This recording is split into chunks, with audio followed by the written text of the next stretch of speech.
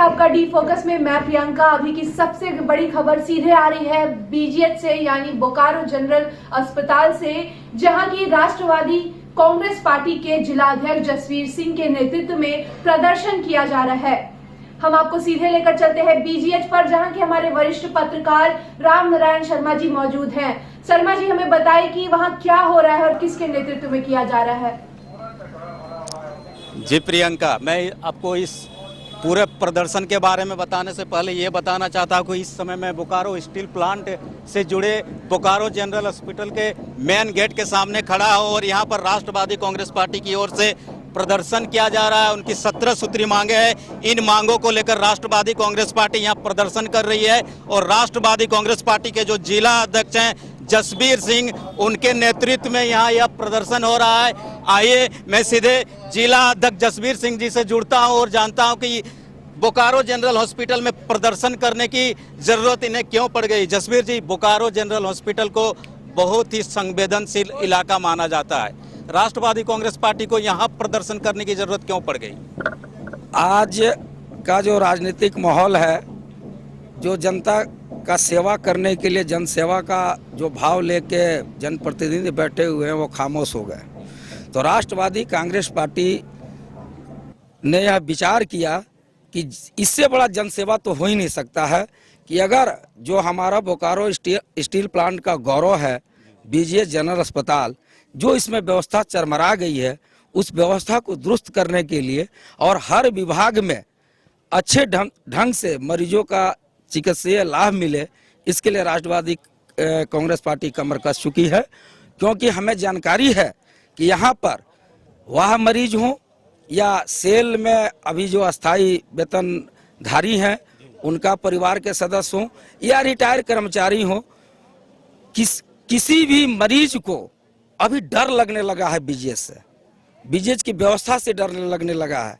क्योंकि यहाँ डॉक्टरों की तो कमी है ही, जो भी डॉक्टर है वह डॉक्टर जो भगवान है, जिसे हम भगवान मानते हैं, वह भगवान आजकल स्वार्थ की दुनिया में खो गया।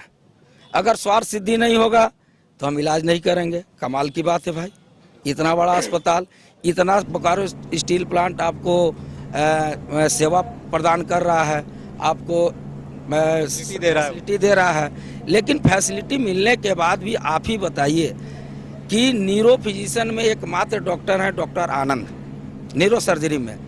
इतना बड़ा कारखाना बोकारो स्टील प्लांट, जिसमें आए दिन दुर्घटना हो सकती है या रोड पर एक्सीडेंट होता है, और जब मरीज आते हैं तो मरीज को तत्काल प्रभाव से उसका इलाज शुरू होना चाहिए। लेकिन ऐसी मैंने जो अभी कैजुअल्टी की व्यवस्था है बहुत दयनीय स्थिति में, इसलिए हम लोग डिमांड किए हैं कि आधुनिक कैजुअल्टी की व्यवस्था हो, जिसमें सारा उपकरण मौजूद हो।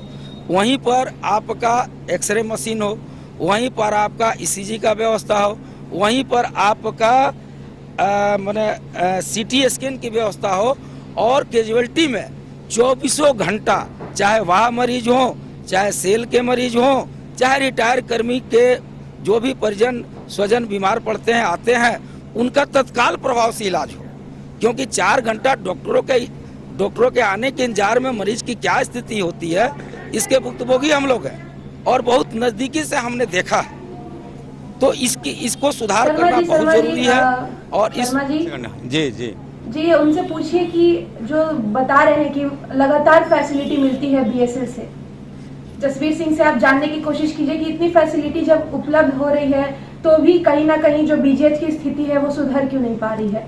जी, मैं सीधे इनसे जुड़ता हूं और जानने की कोशिश करता हूं प्रियंका, लेकिन मैं आपको बता देना चाहता हूं कि जसवीर सिंह के साथ इस धूप में भी बड़ी संख्या में महिलाएं, माताएं यहां बीजीएच के मेन गेट में पहुंची हुई है। उनके साथ बहुत सारे युवा, नौजवान और राष्ट्रवादी कांग्रेस पार्टी के पदाधिकारी कार्यकर्ता हैं। और इनसे जुड़ते हैं कि हमारी एंकर पूछ रहे कि बहुत सारी सुविधाएं दी जाती है बीजीएच को, इसके बाद भी इसके हालात क्यों नहीं सुधर रहे हैं? इसका हालात नहीं सुधरने का मेन कारण है कि चिकित्सा प्रशासन में एक ही पोस्ट पर जो विराजमान है तो उनका तो वाह हो गया है, वाह है, वो बदले नहीं जा रहे हैं। तो एक ही पोस्ट पर जो प्रबंधन का काम देखते हैं, प्रशासन का काम देखते हैं, उसमें बदलाव की जरूरत है, वहाँ पर बहुत सारे सब्बल डॉक्टर भी हैं जो अच्छी तरह से प्रशासन को संभाल लें, क्योंकि प्रशासन का मतलब ही होता है कि अगर कोई भी गंभीर मरीज आपके पास है तो उसका डायग्नोसिस हुआ कि नहीं, डायग्नोसिस हुआ तो क्या रिजल्ट आया, उस रिजल्ट के बाद उसका सारा विधि व्यवस्था चिकित्सीय प्रणाली में देखते उचित हुए चिकित्सा व्यवस्था होनी चाहिए। एकदम होनी चाहिए। और उसी के मांग को हम लोग आए हैं, हम लोग अपने सत्रीय सूत्रीय मांग में हम इसको लिया है हमने कि आपका सेमिनार कक्ष में केवल डॉक्टर अगर बैठे हुए हैं तो आपसी विचार विमर्श से गंभीर मरीज जो हैं या जो वह मरीज है या कोई अन्य बीमारी से ग्रस्त मरीज है तो केवल एक दवा की फॉर्मेलिटी ओपीडी में करके आप उसको ना छोड़िए, क्योंकि कितना दवा दीजिएगा, दवा का तो कोई अंत नहीं है। और दवा के लिए आप प्रिकॉशन लिख के बाहर भेज देते हैं कि जाइए अमुक जगह एक्सरे कराइए, जाइए अमुक जगह सीटी स्कैन कराइए, जाइए अमुक जगह दवा लीजिए। तो आप क्यों यहाँ बैठे हुए हैं? इतना बड़ा अस्पताल है, इतना बड़ा आपका दवा का काउंटर है, इस सब काउंटर में जीवन रक्षक दवा की उपलब्धता राष्ट्रवादी कांग्रेस पार्टी चाहती है। वर्तमान में जो कर्मचारी है उनके लिए, रिटायर हो गए हैं उनके लिए, चाहे वह मरीज जो भी आए। बोकारो एक लौ नगरी है, एशिया का सबसे बड़ा प्लांट में यह अस्पताल को मैं प्रणाम करता हूं।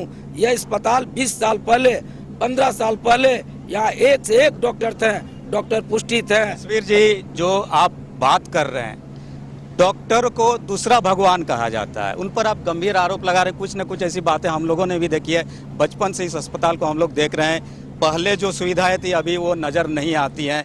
आपने एक बात कहा कि अब यहाँ आने से लोगों को डर लगने लगा है, जहाँ लोग सबसे ज़्यादा सुरक्षित महसूस करते थे वहाँ आने से डर लगने लगा है। राष्ट्रवादी कांग्रेस पार्टी ने जसबीर सिंह, आपको जिला अध्यक्ष हैं, आपके नेतृत्व में आज बीड़ा उठाया, प्रदर्शन कर रहे हैं बोकारो जनरल हॉस्पिटल के मेन गेट के समक्ष।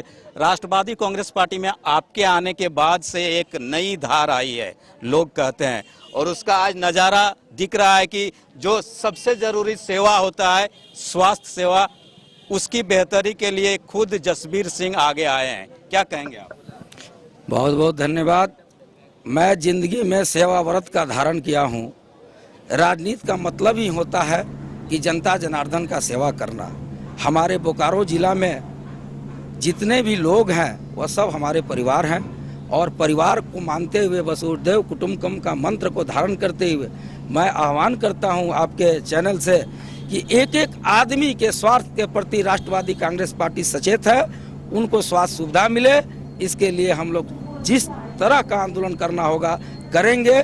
हम डरेंगे नहीं, हम डरा देंगे, क्योंकि हमें विश्वास है कि हमारे इस उद्घोषणा के बाद बोकारो जनरल अस्पताल में बहुत सारे विशेषज्ञ डॉक्टरों की माने आगमन का रास्ता खुलेगा, और यहाँ पर इंटरनल जो डॉक्टरों के बीच में, प्रशासन के बीच में जो राजनीति है वह राजनीति समाप्त होगा, क्योंकि अस्पताल राजनीति का अखाड़ा नहीं है, अस्पताल सेवा जानना चाहूंगी आपसे परम धर्म जानना है। चाहूंगी मैं और उस परम धर्म को हाँ, बताइए।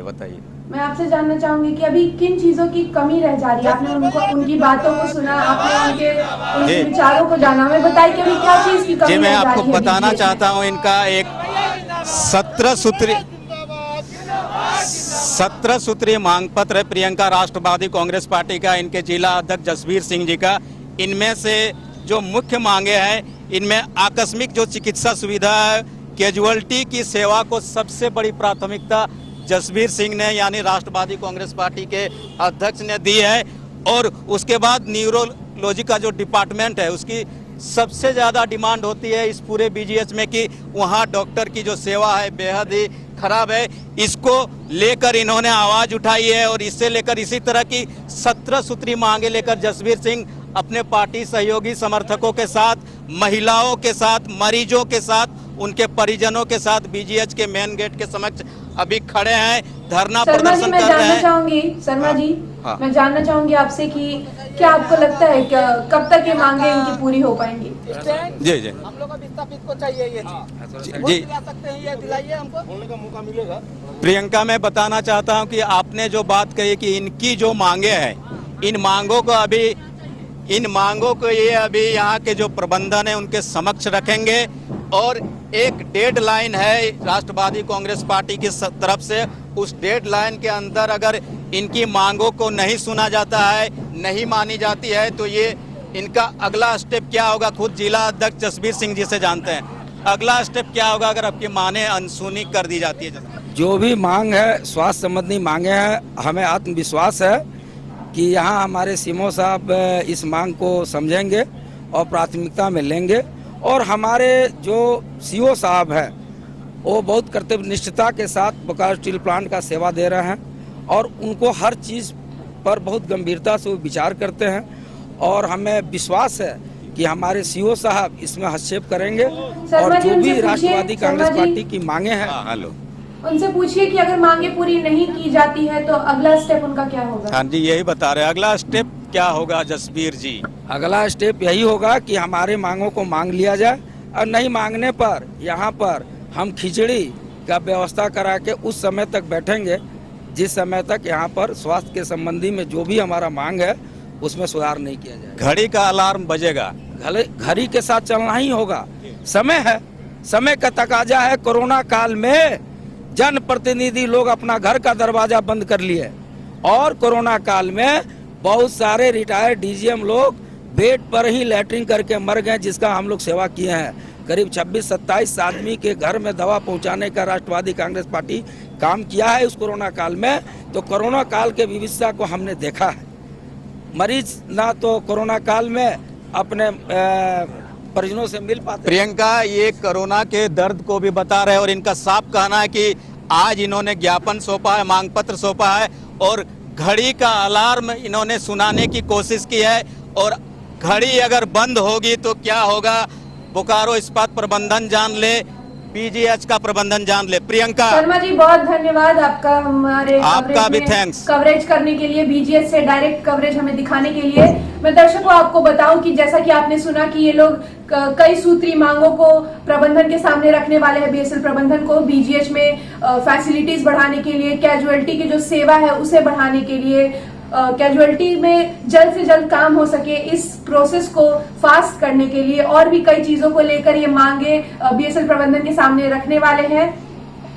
आपको शहर की गतिविधियों के बारे में इसी तरह अवगत कराते रहेंगे। आप हमें YouTube पर देखने के लिए सब्सक्राइब कर सकते हैं, आप हमारे फेसबुक पेज को फॉलो कर सकते हैं, साथ ही हमारे डिजिटल प्लेटफॉर्म से जुड़कर आप हमारे साथ जुड़े रह सकते हैं। कैमरामैन देवेंद्र के साथ मैं प्रियंका दीपोकर।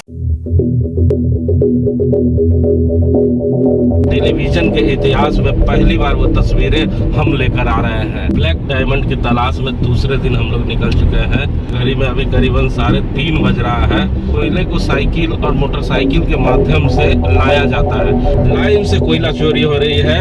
आपको तस्वीरों देखने को मिलेगा। कहाँ ये कोयला जाता है, कौन ये कोयले को लेता है, बताना चाहते हैं कि आखिर क्या हो रहा है।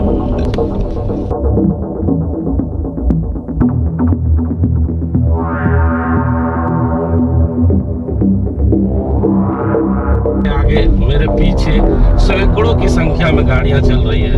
हमें लोगों ने बताया कि करीबन 500 मोटरसाइकिल हर रोज निकलता है। करीब 4 किलोमीटर है।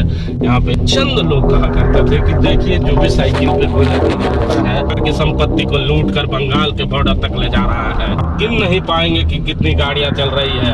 यदि के राजनीति करने वाले नेताओं को नहीं मालूम, सबको मालूम है और सबको ये जानकारियां है। ये सड़क से माल उतर रहा है। साइकिल से निकल चुके हैं उस तलाश में। जो तलाश बड़ा मुश्किल है, रुक कांपते हैं लोग, डर जाते हैं, लेकिन हम लोगों ने फैसला कर लिया है। गाड़ी पार्क कर मोटरसाइकिल के पीछे लग गए हैं। दामू गांव में पहुंच चुके हैं जहां पर कोयला लाया जाता है और कोयले को डंप किया जाता है, क्योंकि यहाँ पर जान माल का भी खतरा रहता है, क्योंकि ये बंगाल अभी आ चुके हैं हम लोग। बड़ी बड़ी गाड़ियाँ लगी हुई है और छोटी छोटी गाड़ियाँ जितने भी आ रही हैं इस गाड़ियों में लोड कर ठीक बंगाल के पीछे भेज दिया जाता है। इससे आगे हम नहीं जा सकते। इससे आगे जाने में बहुत ही खतरा है। यहाँ के स्थानीय लोगों ने कहा कि यहाँ बंगाल है और बंगाल में आप इस तरह की रिपोर्टिंग नहीं कर सकते हैं।